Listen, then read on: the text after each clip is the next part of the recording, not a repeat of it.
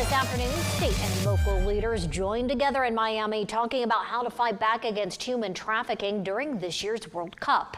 Miami is the only host city in Florida for this year's tournament. State and local leaders talked about the significant uptick in human trafficking that occurs during massive sporting events.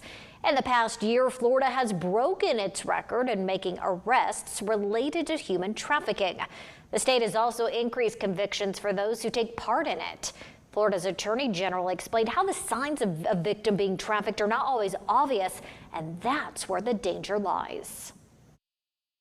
A lot coming out of foster care, a lot of people in abusive family situations, exposure to drugs, moving into the world, looking for wealth, looking to feed addictions, looking for someone who has the appearance of a mentor, father figure, somebody that'll take care of them. And unfortunately, they fall into the hands of a dangerous criminal. The next game set for Miami's Hard Rock Stadium is scheduled for June 24th.